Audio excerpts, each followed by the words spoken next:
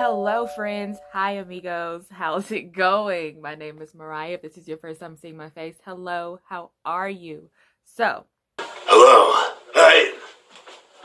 Please begin.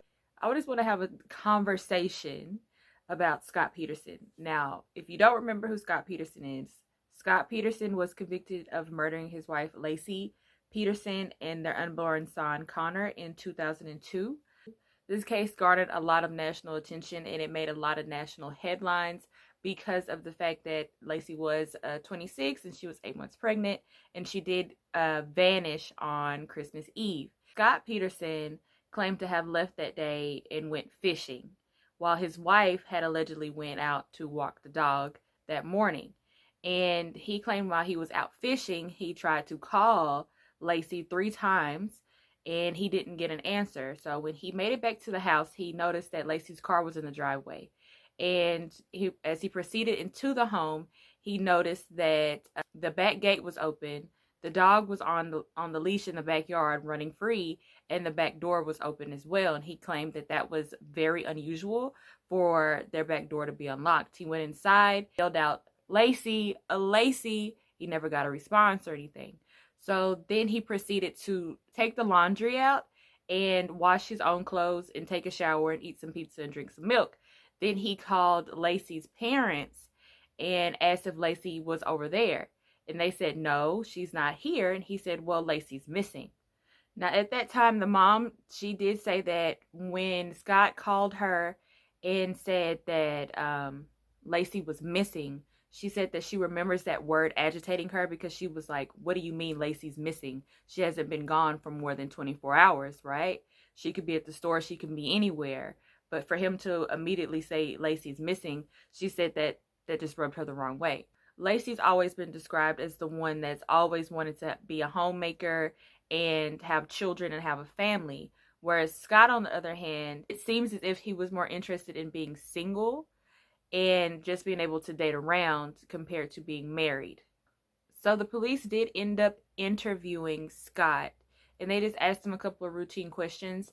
They did offer Scott a polygraph test, which he agreed to take, but then he ended up calling the next day and refusing to come in and take it. So the police ended up obtaining a search warrant for his home, and they came in, and Scott was at the table reading the newspaper. The police officer said that he gave Scott a warrant note that says, we blank allow the police department to search our home. And Scott Peterson looked up and told him, you don't think I'm going to sign this without my lawyer being present? And so the police officer deemed his demeanor and how he was acting as very odd and peculiar. Around this time, rumors had started circulating that Lacey had potentially been kidnapped by a satanic cult, or that she was abducted because she witnessed her neighbor's home being robbed at that time. And there was people that claimed that they had seen Lacey walking the dog when Scott was allegedly gone fishing that day. Now, the family did end up holding a candlelight visual for Lacey, and there was like hundreds of people that showed up to gather there and show their respects.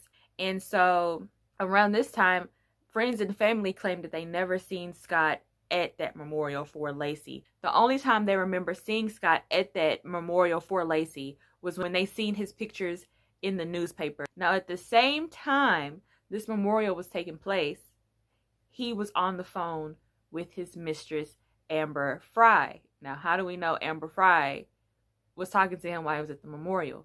Because she recorded it. I buy her a tape recorder with some cassette tapes and a wire that can hook onto her phone. And I tell her, okay, if he ever calls, just push these 2 buttons and just talk normal. The phone rings and it's Scott Peterson. Amber Fry contacted the Modesto Police Department and told them everything that was going on. And so the detective agreed to meet up with Amber Fry, and she told everything about how long they've been dating and how Scott told her that his wife was gone and things like that. So they came up with a plan. They linked up together like the Power Rangers, and they said, you know what, we're going to do something about this.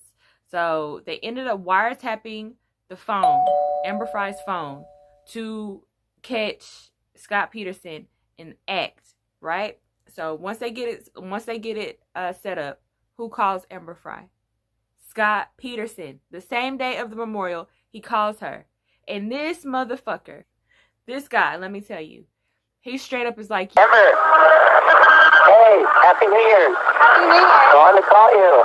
Thank you. What day you're up? I'm near the Eiffel Tower. New Year celebration is unreal.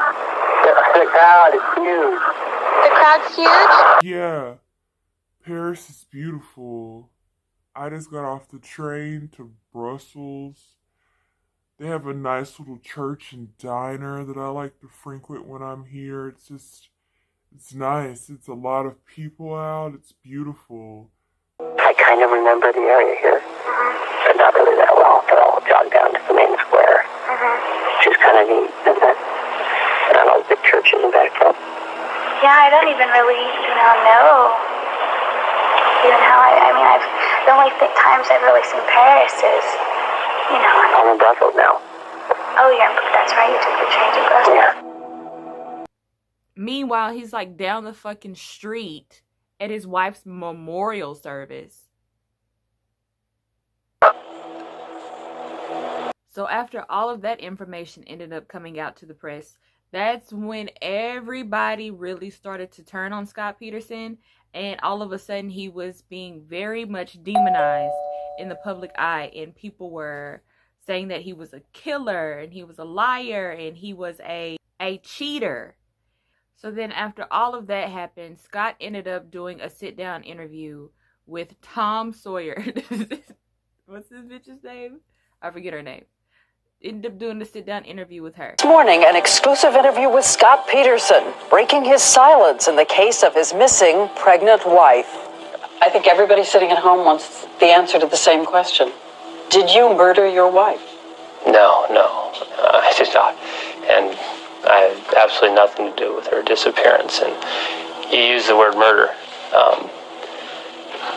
And right now, everyone's looking for a body. And that is the hardest thing, because that is not a possible resolution for us. And I know that suspicion has turned to me because of the inappropriate romantic that I had with Amber Fry. Did your wife find out about it? I told my wife.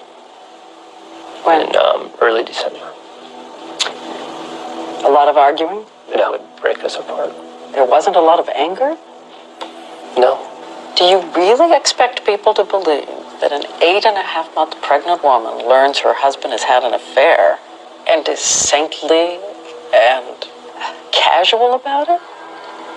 Accommodating? Makes a peace with it? Well, you don't know. No one knows our relationship but us. No. Shortly after this interview, that's when the sad reality set in that Lacey wasn't going to be coming home. Her body did end up washing onto shore, her and her unborn son, Connor. In the second week of April, there was a big storm, big thunderstorm in San Francisco. The Contra Costa County coroner has arrived at the scene and has now recovered the remains of the victim. The police always believed that Scott Peterson had weighted down Lacey's body with anchors that he made. But she broke 3 of the anchors because of the storm.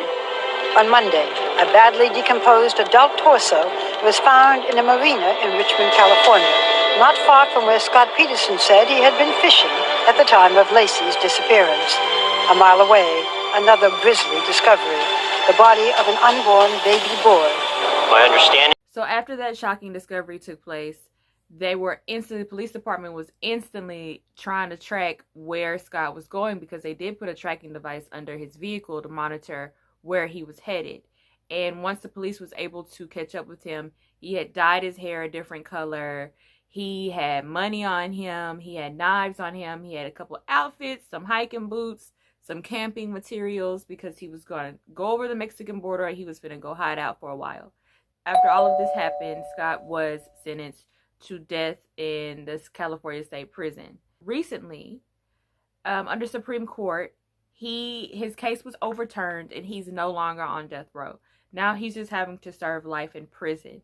So they're claiming that because the jurors were dismissed erroneously, that Scott didn't have a chance of a fair trial. Therefore, him getting the death penalty was unfair for him to receive at that time. Now, this has raised a lot of questions because people do feel a certain way. They do feel like Scott should still be on death row for what he did because he did kill his pregnant wife. I just kind of feel like, what was the point? If he's going to be on death row or he's going to be, you know, life in prison, regardless, you're not getting out, you know what I'm saying? Regardless, he's not getting out. So you could have just left him on death row. I mean, if I was him, I would prefer to be on death row. I don't want to fucking live my entire life in prison, but that's just me. You know what I'm saying? But then again, I don't go around murdering my wife, so I can't speak for anyone else. Anyways, if you happen to like this video, please make sure to like and subscribe to my channel, and I will see you guys in the next one. Bye. Also, subscribe because it's free.